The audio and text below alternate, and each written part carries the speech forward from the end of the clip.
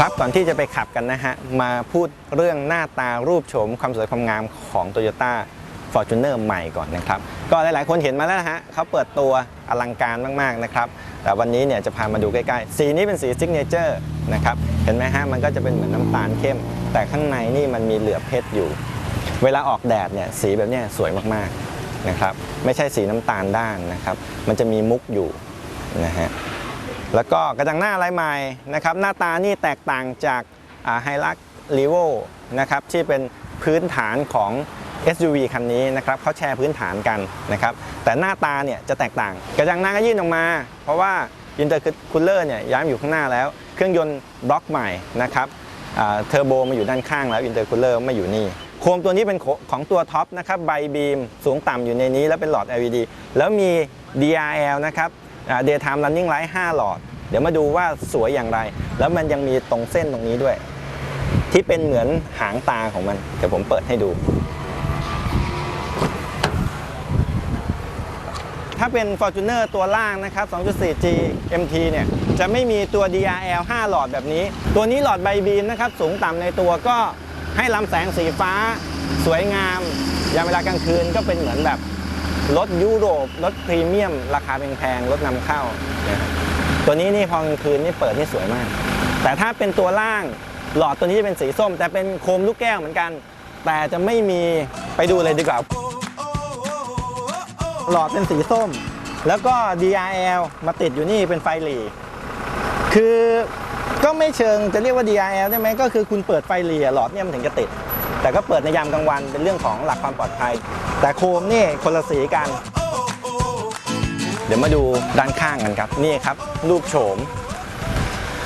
คือ Fortuner เนี่ยครับเขามีพื้นฐานแชร์กับ Pick Up แล้วก็ลายล้อแม็กจะเหมือนกันหมดลาย18 นิ้วอันนี้ก็เป็นเหมือนสปอร์ตหน่อยนะก็มีดำสลับเงินนะครับซิลเวอร์ปัดเงาก็ได้ความนุ่มนวลนะครับเพราะว่ายางที่ติดรถมาก็265 60 R18 ก็เหมาะกับสภาพถนนเมืองไทยด้วยความนุ่มนวลด้วยนะครับนี่แล้วก็ที่จะพามาดูอีกอย่างหนึ่งคือความสวยงามของบ้านท้ายที่ทาง Toyota เขาภูมิใจนำเสนอมากคุ้นๆไหมครับก่อนหน้านี้จะเหมือนกับอะไรคล้ายๆกับ Toyota Harrier นะครับโดยเฉพาะอะไรรู้ไหมฮะไฟตัวนี้ผมมีให้ดูอันนี้คือวันนี้แดดมันจ้าแต่ถ้าเกิดแบบฟ้าสลัวหน่อยนะครับฟ้าปิดหรือกลางคืนเนี่ยไฟตัวนี้ที่เดินตัวนี้เป็นเส้นแต่ถ้าเกิดเหยียบไฟเบรกก็จะมีหลอด LED ไฟเบรกอยู่ข้างในอีกทีนึงแต่เส้นตัวนี้มันจะล้ำเหมือนอะไรเหมือน Harrier เหมือนรถยุโรปนะฮะแล้วอันนี้ฝาท้ายเปิดด้วยรีโมท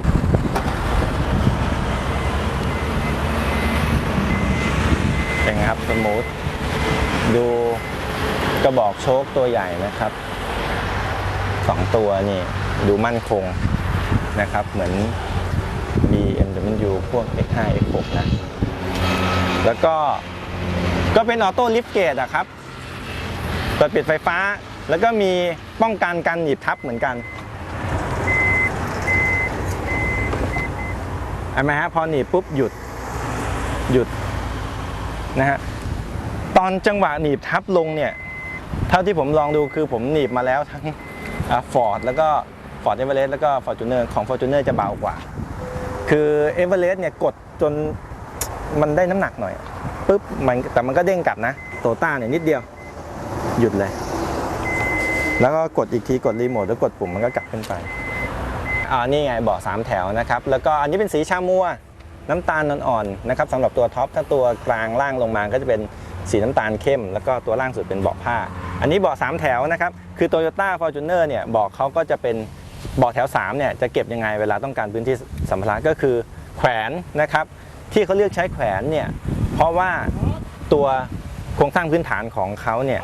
มาในเวนี้เขามองว่าชัสซีและแพลตฟอร์มมันจะแข็งแรงกว่ารถ SUV พื้นฐาน Pick Up ทั่วไปนะครับวิธีการก็ดึงอันเดียวขึ้นเบาๆง่ายกว่าเดิมอีกข้างหนึ่งก็เหมือนกันนะครับก็เนี่ยฮะดึงหูตัวนี้เกี่ยวปุ๊บคือมันพับเดี๋ยวแล้วก็ขึ้นไปนะครับตัวล็อกก็ตัวรัดก็ซ่อนมีที่เสียบอยู่ตรงนี้ก็มาเกี่ยว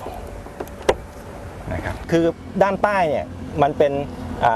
รูปแบบของแพลตฟอร์มเขาแต่สิ่งที่ได้ขึ้นมานะครับความแข็งแกร่งของแพลตฟอร์มแล้วเนี่ยตรงนี้มันมีสโลปลงไปให้คุณได้วางเท้าลงไปแล้วเข่าคุณจะไม่ชัน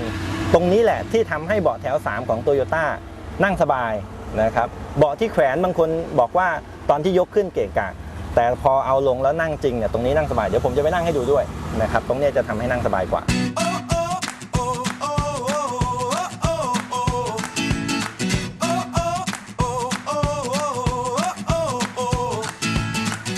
ครับก็นี่คือดีไซน์โดยรวมนะครับเห็นไหมฮะว่าเขาเดินได้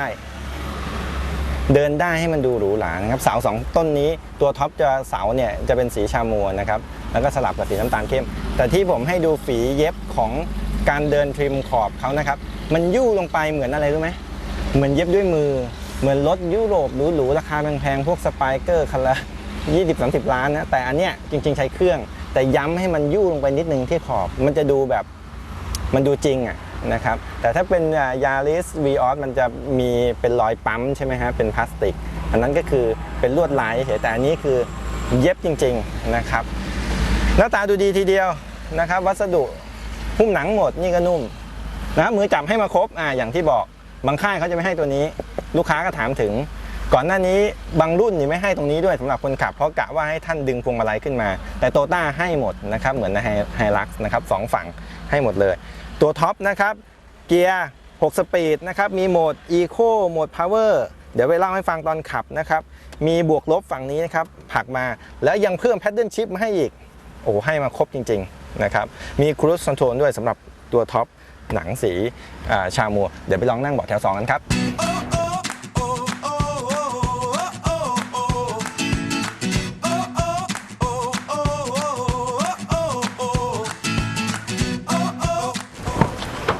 ครับเบาะแถว2นะครับอันนี้วัดกันเลยใครจะสะดวกสบายกว่ากันสิ่งที่Toyota Fortuner ไม่มีตรงก็คือตรงมือดึงตรงนี้นะครับแต่มีอยู่นี่แต่ผมชอบมากนะว่าสีของเบาะมันหรูหรามากครับหรูจริงๆอย่างที่แฟนๆพูดกันในโซเชียลมีเดียในอินเทอร์เน็ตใช่ไหมฮะโลกออนไลน์ก็จะบอกว่า Fortuner เนี่ยจะเป็นแนวหรูนะครับถ้าคุณได้มาลองนั่งตัวเนี้ยหรูจริงๆนะครับมีที่เกี่ยวของมาให้เกี่ยวของอันนี้เป็น power outlet นะครับเต้าเสียบแบบ2ขาเลย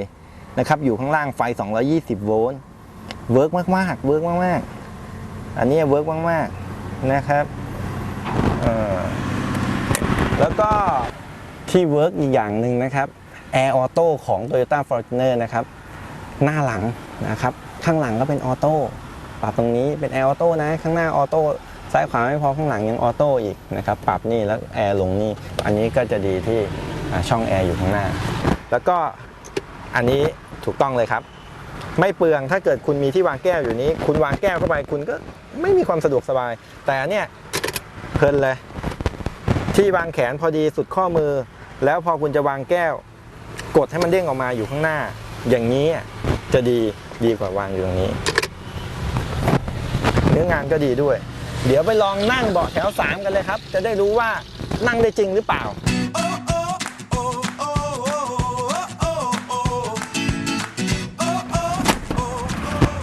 ผลักนะครับเหยียบบันได1นะครับก็ขึ้นมาพอขึ้นมาใช่ไหมครับอย่างที่ผมบอกการที่ Toyota เลือกใช้เบาะแขวนตัวโครงของเบาะนั่งแถว3โครงข้างในมันแข็งแรงกว่านะครับในเรื่องของตัวยึดด้านข้างนะครับแล้วก็การดูดซับแรงของตัวแพลตฟอร์มของเขากรณีชนด้านหลังนะครับโครงเบาะในลักษณะนี้นะครับโครงเบาะแข็งๆก็จะป้องกันการบาดเจ็บของกระดูกสันหลังนะครับถ้ากระดูกสันหลังท่านบิดเป็นยังไงไปตัดเส้นประสาทอัมพาตนะครับอันนี้คือท่านต้องเลือกนะฮะมันอาจจะไม่เกะกะดูเกะกะลูกตาเรื่องการวางของแต่ความปลอดภัยในเรื่องการชนข้างหลังเขาเรียกว่าอุบัติเหตุเราไม่รู้นะครับมีแอร์แถว3นะครับแล้วก็เลื่อนพนักพิงขึ้นมาถึงหัวพอดีผมสูง180เซนติเมตรนะครับแล้วที่ผมบอกก็คือขาเนี่ยครับพอมันมีสโลปลงมาหน่อยถ้าเป็นเจ้าอื่นนะครับเข่าผมจะยกขึ้นมาหน่อยอาจจะประมาณสัก 5-10 เซน แต่พอเป็น Fortuner ไอ้สโลปลงเนี่ยมันยกตัวเราขึ้นมาแล้วขามันจะไม่เมื่อยถ้าอย่างเงี้ยคุณไปได้ไม่ถึง100 โลคุณก็ต้องไม่ไหวต้องเด็กๆแต่ถ้ายัดผมไปเนี่ยอันเนี้ยวิ่งได้100-200 โลเนี่ยนั่งได้อยู่ถ้าจำเป็นต้องนั่งแถว3นะครับตรงนี้เป็นข้อดีของเบาะแถว3ที่เบาะสูงขึ้นขาเนี่ยวางลงไปหน่อยอันนี้เป็นข้อดีของเบาะแถว3ของ Toyota ครับท่านก็ต้องไปลองนั่งด้วยนะครับถ้าดูโดยรวมแล้วเดี๋ยวไปลองขับกันครับ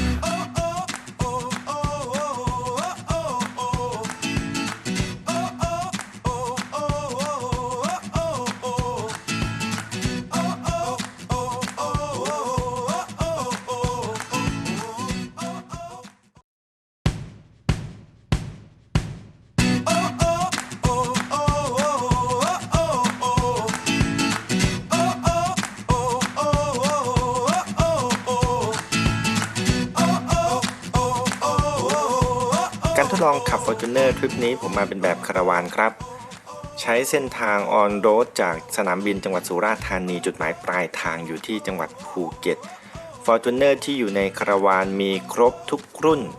ทั้งเกียร์ออโต้6สปีดและเกียร์ธรรมดา6สปีดเครื่องยนต์ก็คละกันไปมีทั้งดีเซล 2.8 ลิตรดีเซล 2.4 ลิตรและก็เบนซิน 2.7 ลิตรนะครับที่ผมพาเดินดูรอบรถไปนั้นเป็นตัวท็อปก็คือรุ่น 2.8V เกียร์ออโต้6สปีดพร้อมระบบขับเคลื่อน4ล้อ Sigma 4ราคาเหยียบ 1,600,000 บาทเลยทีเดียวแต่ตัวที่ผมได้ลองขับนั้นเป็นตัวที่น่าจะเป็นตัวธงสำคัญอีกรุ่นหนึ่งและคนส่วนใหญ่เอื้อมถึงคือรุ่น 2.4V เกียร์ออโต้6สปีดระบบขับเคลื่อน2ล้อราคาจำหน่ายอยู่ที่ 1,369,000 บาทที่บอกเช่นนั้นก็เพราะว่าตัวนี้เนี่ยรูปโฉมภายนอกไม่ได้แตกต่างจากตัวท็อปส่วนต่างราคาอยู่ที่ 230,000 บาทได้สิ่งอำนวยความสะดวกและก็ออปชั่นที่จำเป็นมาครบเครื่องยนต์ก็เพียงพอกับการใช้งานทั้งในเมืองและนอกเมืองประหยัดน้ำมันเกียร์ก็เป็น6สปีดเหมือนกันแค่เพิ่มในส่วนของระบบขับเคลื่อน4ล้อและก็กำลังน้อยกว่าเพียงเล็กน้อยครบอย่างไรเอาหลักๆนะครับได้ไฟหน้าไบบีมแบบโปรเจคเตอร์เลนส์เป็นหลอด LED และมีไฟ DRL แบบ LED เรียง5หลอดมาให้ด้วยคมชัดมาแต่ไกลเป็นหลอด Daylight ไฟกลางวันที่สู้แดดมากด้วยรุ่นนี้ชุดกระจังหน้าและบอดี้พาร์ททุกชิ้นเหมือนกันอาทิกระจกมองข้างเสาอากาศครีบฉลามไฟท้าย LED แบบ Light Guiding และลายล้อแม็กประตูท้ายบานใหญ่เปิดปิดด้วยระบบไฟฟ้าได้จากรีโมทเท่สุดๆภายใน Fortuner รุ่น 2.4V แตกต่างจากตัวท็อปตรงสีของเบาะนั่งตัวนี้ใช้หนังสีน้ำตาลส่วนตัวท็อปเนี่ยใช้หนังสีชามัวสีอ่อนกว่าแค่นั้นเองครับนอกนั้นก็เหมือนกันส่วนที่บอกว่าการขับขี่ให้มาเพียงพอคืออะไรลองมาดูกันครับการขับขี่ผมได้ลองเป็นทั้งผู้โดยสารและคนขับระหว่างที่เป็นผู้โดยสารได้พยายามจับอาการต่างๆของรถและความรู้สึกที่เกี่ยวกับความสะดวกสบายในการเดินทางพบว่าห้องโดยสารของ Fortuner ใหม่นั่งสบายกว่าตัวเดิมเสียงรบกวนน้อยเงียบการโยนตัวของตัวถังรถน้อยลงและช่วงล่างเซตมาแบบนุ่มนวลส่วนเครื่องย้อยนั้นไม่มีอยู่แล้วนะครับเป็นมาตรฐานของ Toyota ทุกรุ่นที่พื้นฐานวิศวกรรมของ Toyota นั้นไปไกลมากดูเอาเถอะครับที่เห็นรถเก่าๆบนถนนเนี่ยก็ Toyota ทั้งนั้นเรื่องนี้หายห่วงไปได้เลยใช้ไปยาวๆนับ10 ปีสบายๆสิ่งอำนวยความสะดวกหลักๆสำหรับผู้โดยสารอย่างเราก็มี Air Auto ตรงนี้รุ่นเดิมก็มีแต่ตัวนี้ชุดโมดูลจะดูดีกว่าน่าใช้แบบรถยุโรปข้อดีก็คือมีเซ็นเซอร์คอยรักษาอุณหภูมิในห้องโดยสารให้คงที่ไม่สวิงเด็กๆจะได้ไม่เป็นไข้ยามเดินทางไกลแต่ที่บอกเลยว่ายังไม่ค่อยปลื้มก็คือในส่วนผู้โดยสารด้านหน้าเราไม่ได้เบาะไฟฟ้าในตำแหน่งผู้โดยสารด้านหน้ามาไม่ใช่แค่ตัวนี้นะครับก็ยันตัวท็อปเลยจะได้ไฟฟ้า8ทิศทางแค่ฝั่งคนขับคือรถราคาเกินล้านตรงนี้ควรเป็นมาตรฐานได้แล้วแต่อย่างอื่นก็รับได้ครับมีคูลบ็อกซ์ไว้แช่เครื่องดื่มและสุดยอดนวัตกรรมก็คือที่วางแก้วตรงช่องแอร์เป็นเอกลักษณ์มาตั้งแต่ Vigo แล้วก็ Fortuner ตัวเดิม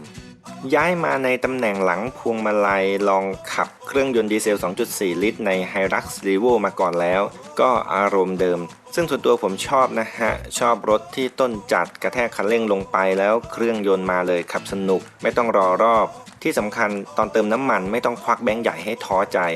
เมื่อลองขับเองจะจับอาการของรถได้มากกว่าก็ยังต้องยอมรับว่าการขับขี่ของ Toyota Fortuner นั้นเนียนจริงๆครับผมหมายถึงการจูนเครื่องยนต์และเกียร์นะครับเป็นเรื่องของคาแรคเตอร์รถหลายๆคันเทคโนโลยีไม่หนีกันแล้วแต่อยู่ที่ว่าวิศวกรต้องการให้คาแรคเตอร์รถเป็นแบบไหนซอฟต์แวร์นั้นทำได้หมด Toyota เลือกให้ Fortuner มีบุคลิกที่นุ่มนวลการออกตัวทันทีหรือกดเร่งแซงเครื่องยนต์จะไต่ขึ้นแบบเป็นเส้นตรงสุภาพแต่แรงจริงๆครับเกียร์6สปีดทำงานนุ่มนวลแต่มีจังหวะให้รับรู้ว่าเกียร์ชิปแล้วนะและสัมพันธ์กับรอบเครื่องยนต์และความเร็วของรถคาแรคเตอร์รถนี่เป็นแบบมหาชนครับเครื่องยนต์รหัส 2GD FTV ตัวนี้แรงบิดมหาศาลระดับ 400 นิวตันเมตรที่รอบต่ำเพียง 1,600 ถึง 2,000 รอบต่อนาทีเร่งแซงแรงหายห่วงฮะขับสนุกแน่นอนกำลังสูงสุด 150 แรงม้าที่ 3,400 รอบต่อนาทีบางคนกางสเปคดูก็บอกม้าน้อยตรงนี้ก็บอกว่าเอาที่สบายใจครับเพราะไม่ได้ใช้กันสักเท่าไหร่รถจะขับสนุกหรือไม่นั้นอยู่ที่แรงบิดแต่บอกเลยว่าเครื่องยนต์ 2.4 เดิมๆคันนี้เหยียบได้ถึง 180 กิโลเมตรต่อชั่วโมงนะฮะและอัตราสิ้นเปลืองเชื้อเพลิงโดยเฉลี่ยเนี่ยทำได้ระดับ 13-15 กิโลเมตรต่อลิตรเลยทีเดียวขึ้นอยู่กับพฤติกรรมการขับด้วยรถทำได้ดีทั้งในทางตรงและทางคดเคี้ยวฟีลลิ่งการขับขี่แบบรถเก๋งเครื่องยนต์ดีเซลบล็อกใหม่ประหยัดน้ำมันทั้งตัว 2.4 ลิตรและ 2.8 ลิตรอาการเขย่าของตัวรถหายไปด้วยขนาดชัสซีที่ใหญ่ขึ้นดูดซับแรงไว้ส่วนหนึ่งและคอม้าขนาดยาวดูดซับแรงกระแทกและกดล้อทั้ง4ให้ตั้งฉากกับถนนตลอดเวลาหน้ายางสัมผัสถนนเต็มที่และยึดเกาะToyota Set Up ในส่วนของช็อคอัพและสปริงมาแบบนุ่มนวลครับบอกเลยว่าของเดิมที่ติดมากับตัวรถเนี่ยใช้ได้เลยไม่ต้องรีบเปลี่ยนหรือไปโมดิฟายนะครับตรงนี้ยังเป็นข้อดีของรถ Toyota อยู่สมองกลของรถนั้นล้ำมากๆมีซอฟต์แวร์ที่คอยควบคุมสั่งการให้ทอร์กของรถนะฮะชดเชยอาการหน้าทิ่มเพื่อรักษาบอดี้ของรถให้อยู่ในตำแหน่งที่ถูกต้องลดอาการเมารถของผู้โดยสารและถ้าต้องการพลังยามที่รีบร้อนต้องไปนะครับโหมดการขับขี่แบบสปอร์ตจะมาเลยเมื่อกดปุ่ม Power Mode ส่วนระบบเบรกที่ยังคงเป็นคำถามไม่จบสิ้นของ Fortuner ในเรื่องของหน้าดิสหลังดัมนั้นก็มีนักขับได้ถามผู้บริหารของ Toyota เช่นกันว่าทำไมไม่ใส่ดิสเบรก4ล้อมาให้เสียทีเพราะคู่แข่งในกลุ่ม SUV และ PPV ก็ใส่มาให้ทาง Toyota ให้เหตุผลว่าหน้าดิสหลังดัมแบบนี้นะครับเหมาะกับสภาพถนนและอากาศเมืองไทยมากกว่าด้านหน้าเป็นดิสเบรกที่ทำงานได้ดีในสภาพถนนที่แห้งมีฝุ่นและช่วยรีดน้ำยามลุยฝนส่วนด้านหลังเป็นดัมเบรกก็เพื่อรองรับการเบรกเมื่อรถมีโหลดบรรทุกและยามที่ต้องลุยน้ำท่วมขังหรือโคลนเรนซึ่งเมืองไทยนะฮะมีโอกาสเจอสภาพการขับขี่ผสมผสานแบบนี้อยู่เสมอก็ตรงนี้ก็อยู่ที่มุมมองนะครับเถียงกันไปก็ไม่จบสิ้นเรื่องนี้ในส่วนตัวท็อปเครื่อง 2.8 ลิตรของ Fortuner ผมก็ได้ทดลองขับเหมือนกันครับแต่เป็นในสนามออฟโรดจำลองเพื่อลองใช้เทคโนโลยีที่ให้มากับตัวรถและระบบ Sigma 4ผมจะขอยกไปนำเสนอในโอกาสหน้านะครับ